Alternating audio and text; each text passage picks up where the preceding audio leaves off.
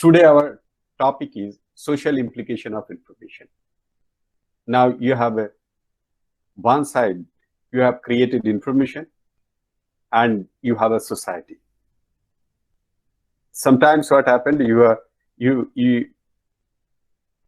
are creating information by observing the different aspect of the society, but at the same time you are creating some information to serve the society. It's a cyclic process. You are getting information from the society by observing, analyzing different aspects, different activities of the society, and you are processing in your mind and you are reflecting back to the society.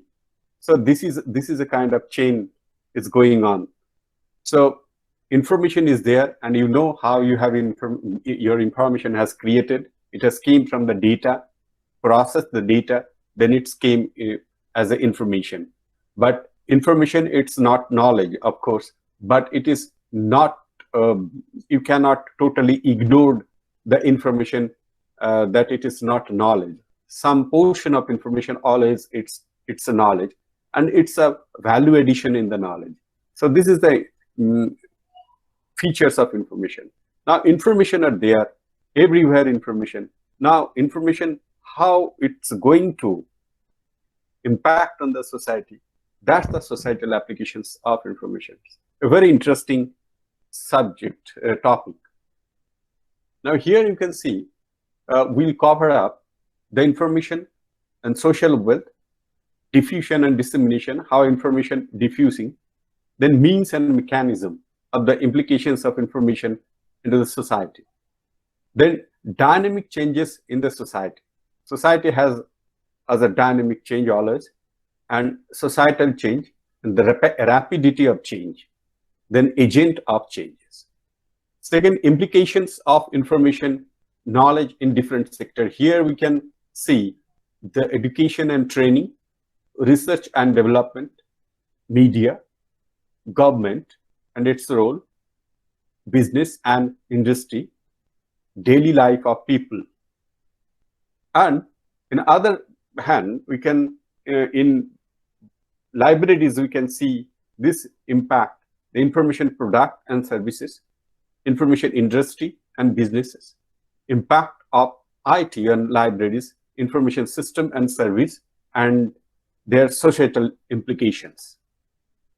In last, we will see Indian society, consumerism, sustainable development towards an information society, larger implications of the impact of information society.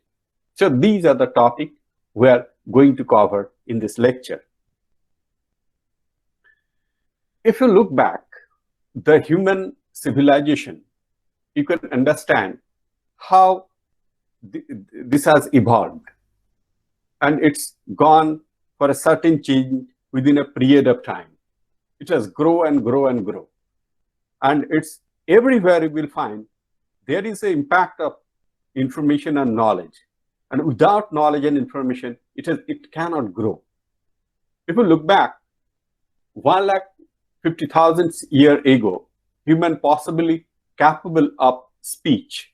So 1 lakh years old Sale jewelers suggest that the people develop complex speech and symbolism. So here you can see the speeches has came in 150,000 years ago. In 140,000 years ago, you can see the evidence of long distance trade. When you talk about the long distance trade, then you need to have a proper communication. Without communication, you cannot set up the trade system, especially long distance trade. So you need to have a kind of communications, and it need to be a very strong communication. So you have to have some kind of mechanism for that. 50,000 years ago, here you can see 50,000 years ago, great leap forward. Human culture start to change much more rapidly than before. People being burying their deeds ritually, create clothes from animal hides, and develop complex hunting technique such as peat, trap, etc. So you can understand 50,000 years ago, the human has a culture. They have started thinking in different way. They are ritually buried a person and they create clothes. They started hunting through a different technique. So they are using kind of mechanism for that. So intellectually they have grown up, and scientifically they have created some kind of tool to achieve their day-to-day goal. Then colonizations of Australia by the modern humans. Then in Australia, they have created a colonizations. 33,000 years ago, oldest cave art, later stone age, artisans create the spectacular murals, Laxux and Chubet in France. So here you can see 33,000 years ago, they have created kind of one of the finest sculpture murals in France. So here you can got the idea of refinement. So it's a kind of fine arts, basically reflection of the inner mind of the human minds. So here they are more mature to reproduce things into different way. Homo erectus dies out in Asia, replaced by the modern man. So the modern man looks like us. It came up in 33,000. 10,000 years ago, agriculture developed as spread. First village, possibly domestication of dog. So 10,000 years ago, agriculture has started, and dog become the domestic animal. So people before that, you can see in 50,000 years ago, human being usually killed all animals for their livelihood. But in 10,000 years ago, within that time, they developed themselves and made dog as a domestic. Inhabitant started inhabitant with the dog. So it is a kind of psychological changes created within that period of time. In 5,500 years ago, you can see Stone Age end and Bronze Age began. So bronze became the most important tool, like gold today. Human being to smelt and work copper and tin and use them in place of stone implement. So whatever they used to use as a stone utensils, there are other buckets for the keeping water. So that has been transformed into the copper, and probably even bronze they use there. So that kind of change. So when you were changing that, so you need to have a kind of cottage industry kind of thing. So they started creating things in different way, because you have to pile up with many things when you were creating some kind of bronze or copper. In 5,000 years ago, earliest known as writing. So 5,000 years ago started writing. Then 4,000 to 3,500 BC, the Sumerian Mesopotamia developed world first civilizations. So you can understand the human civilization has gone through different changes in time to time, and it from one of the Stone Age to this age, it has developed right that way. If you look at these pictures, people are more into the painting and sculpturing in the cave, and they create lots of pictures and write things. So it's a common kind of manifestations in the common manifestations of the human mind, inner mind, and it gives a kind of reflections which people used to think in an outer way, when they used to see some kind of beautiful trees, beautiful mountain, they used to started painting on that. So it's a kind of mental communication they have started. They watching something, and when they're watching something, it's carried forward with their brain, and then when it get time, so it has reflected in the wall, in the cave. So the imagination started in the human mind, and they are reflecting in different way. So this is one kind of development you can see. Here you can see the people started living all together with a family kind of thing, with a very few things, and they are more into the animals. They used to feed up, and they are always ready with the bows and arrow for killing something. So, but they used to stay together, and you can find a dog. So they help people to find out the animals when they kill them, and so dog become a very helpful animal to them, and that's why dog become domestic animal to the human being. Now, after that particular age, human beings shifted to the agriculture.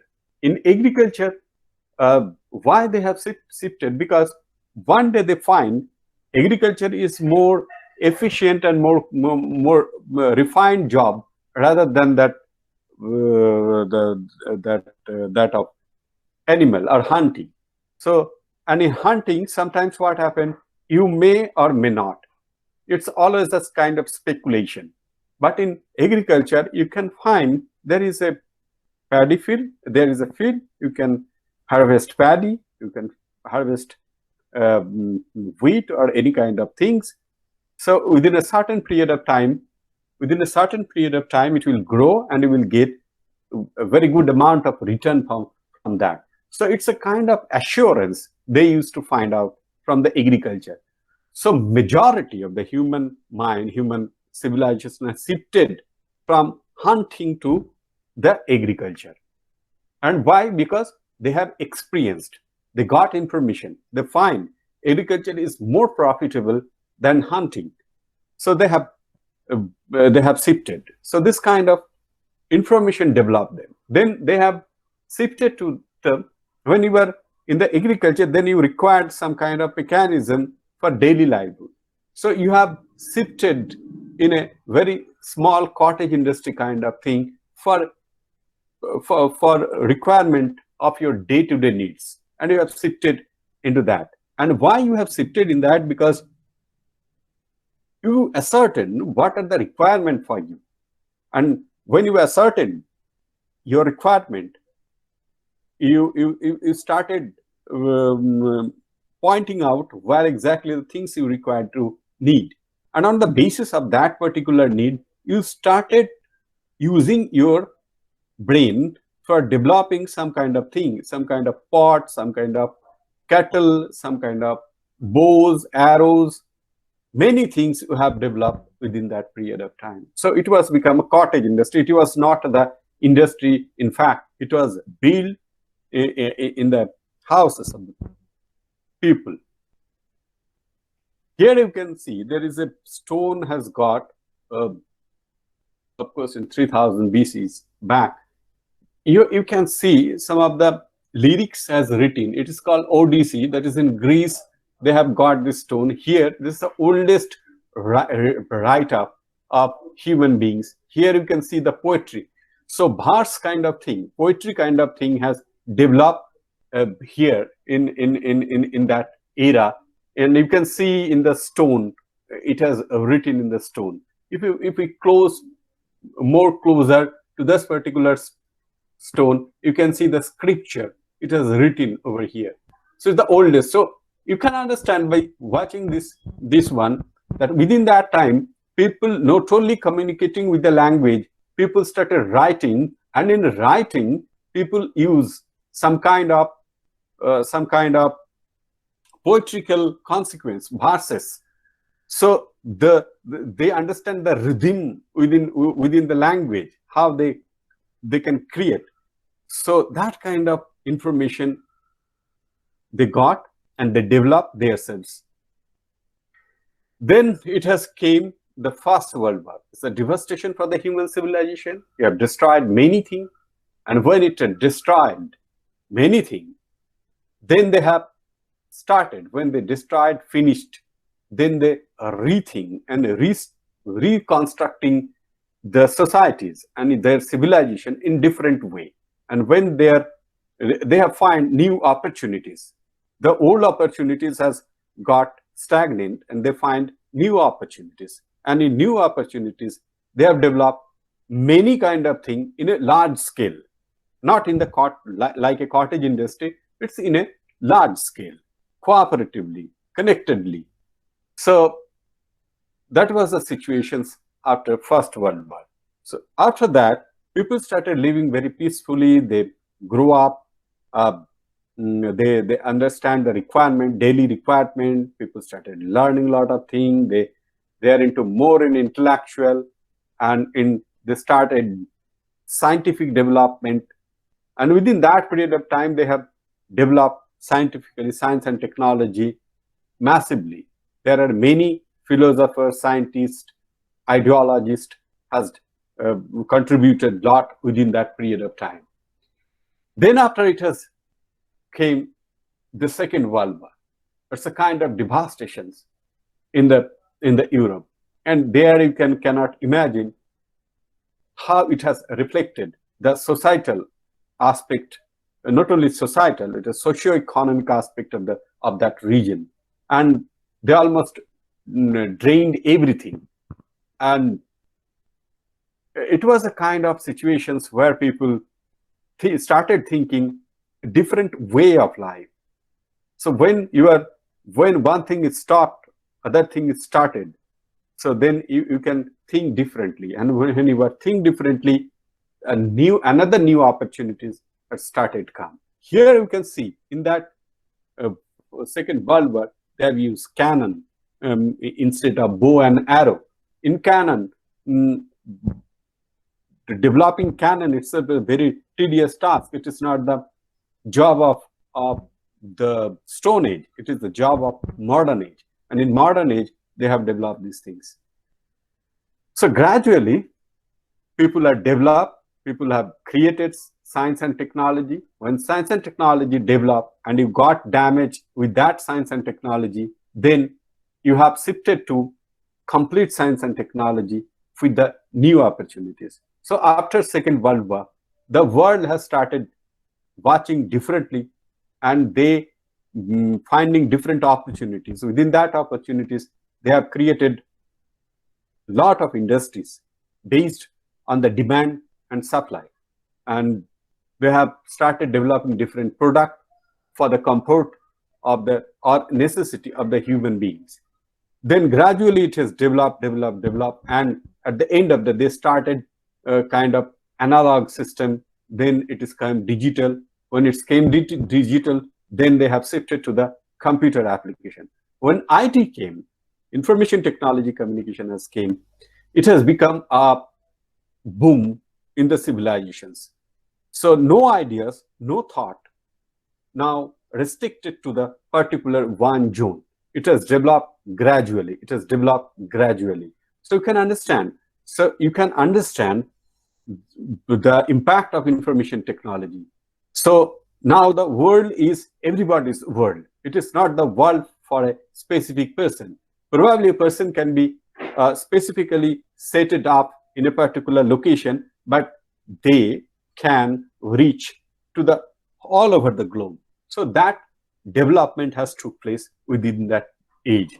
So we are in the cyber age, and it has developed. It has came because we have a better information, better knowledge, better technology, and technology will come when you have a better information and knowledge. Here you can understand the information, knowledge, and societal wealth, how it has growing.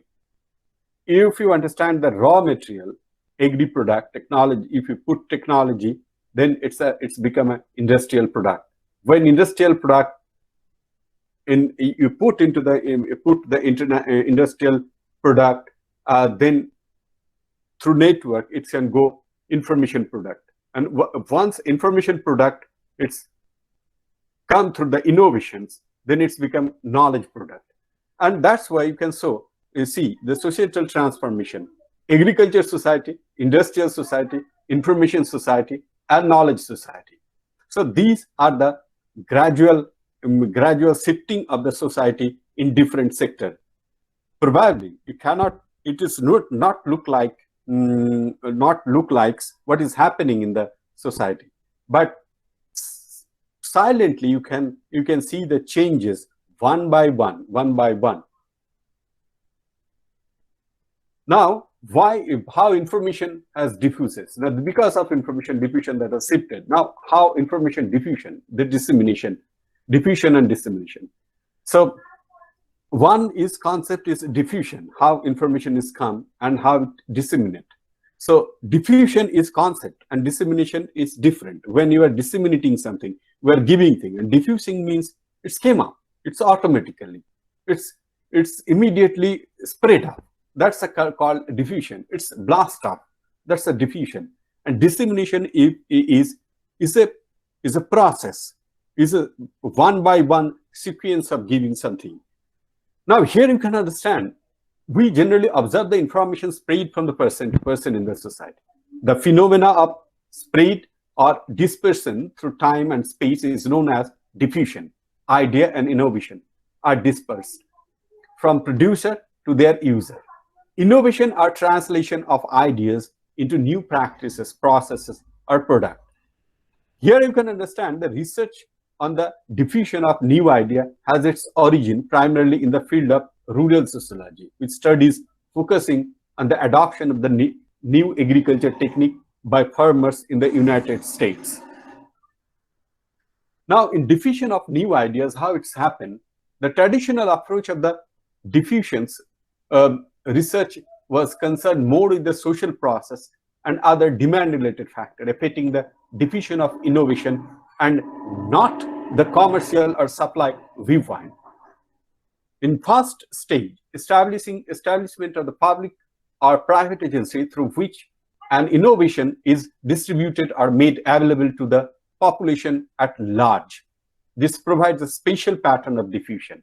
Secondly, in second stage, conceives and implement the strategy to promote adoption among the population in their services or market areas. This leads to the establishing infrastructure such as services and delivery system, and also design of information dissemination programs.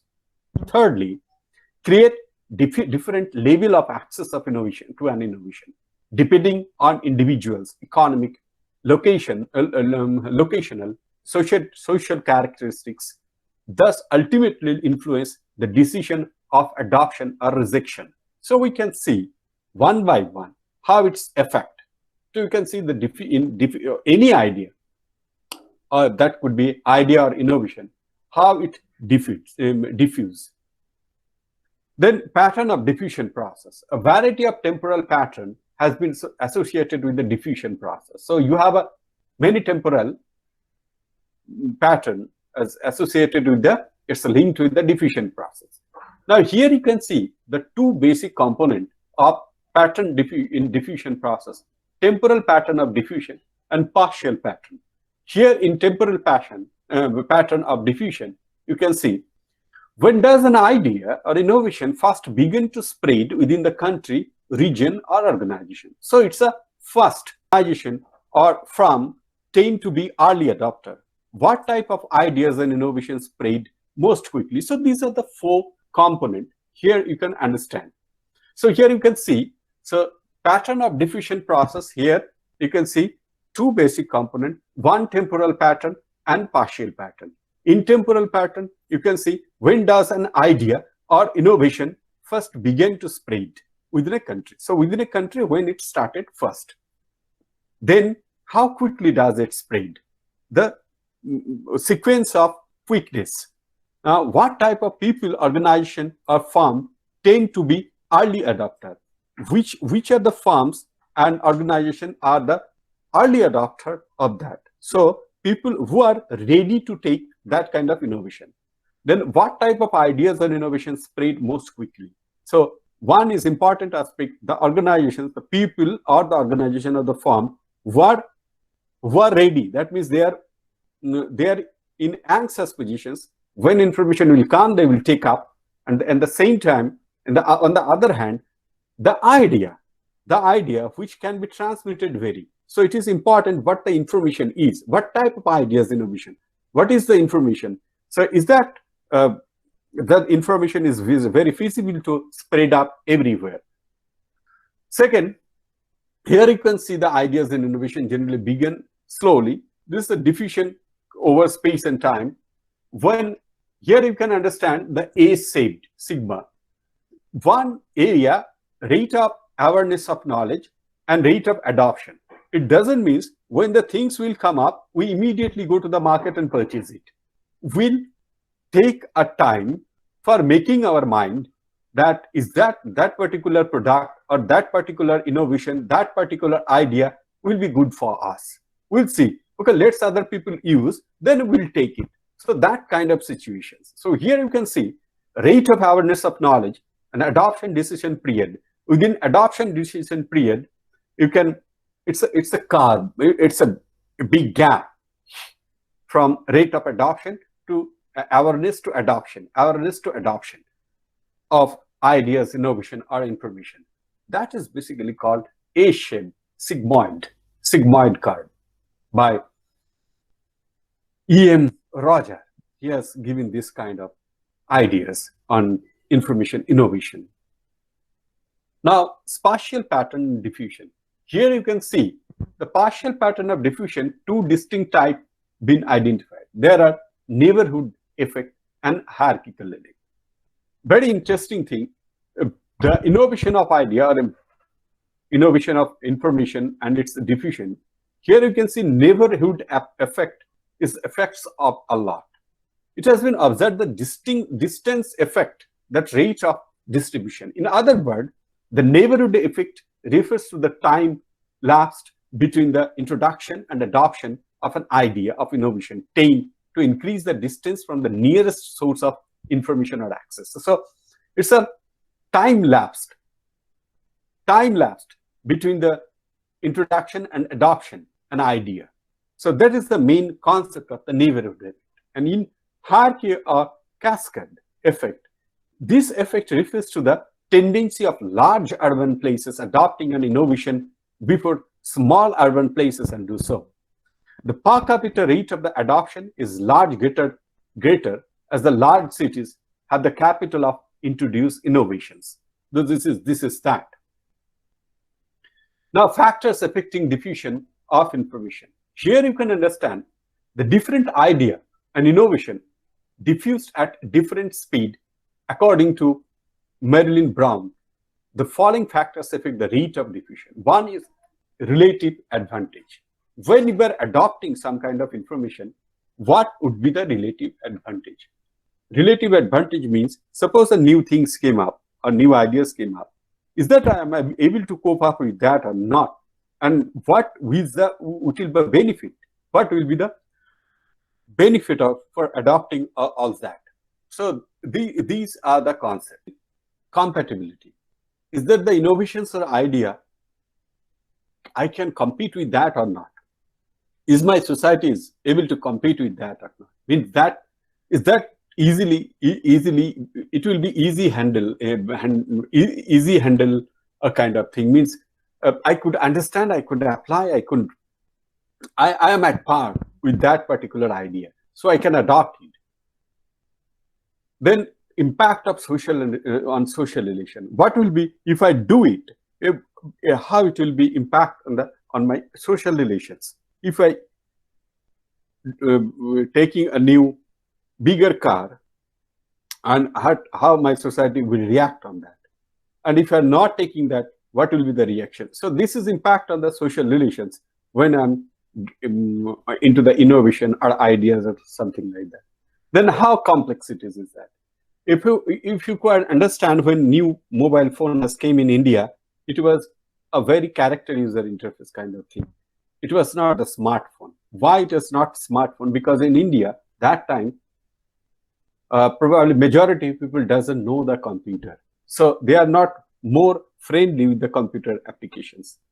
When days change, the generation has developed, when the generation become up to date with the new concept, then immediately smartphone came into the existence. And when smartphone came into the existence, people started working on that. They are developing kind of app and many things. So it's a complexity. Many majority society, suppose you are thinking of kind of online study and teaching in different area in South African countries, it is not possible because the society is not mature enough to adopt that. So you could understand the complexities of adoption. Then communicability. Can I communicate with that concept? Is that easy? So I could understand their sign and symbols. They could, and it will be easy for me. Then observability. What is the situations will be? It's how it react to me. How I can go one by one, and how can look in a whole to that particular innovations. That's basically observability. Then divisibility and revisibility. One is, can I divide it? Divisibility is possible and revisibility is possible or not. This is another factor for affecting the diffusion of information. Now here you can understand the adoption of innovation life cycle curve, adopter categories, adopted from Everett M. Roger. Here you can understand the innovators 2.5%, early adopter 13.5%, then again late majority 34%, early majority 34%, lagged. So here you can, any new concept is come. So you can understand there is a immediate early adopter, immediate, people are ready to adopt it. So this is one concept. When people ready to adopt it, and late majority who can understand the concept, who can take the idea, but at the same time the idea, that concept, that idea, they can take late majority, lately, then early majority, it is revealed, then lag behind. Some people are lag behind all this. So that's kind of curve you can see. This is given by the Rao here. Now here you can understand the diffusion adoption innovations life cycle curve. Innovation life cycle stages adopted.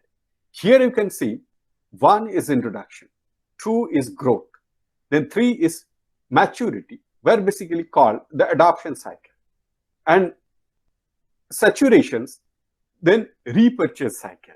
So I'm just giving an example. And suppose a new mobile phone usually come, Apple phone, iPhone.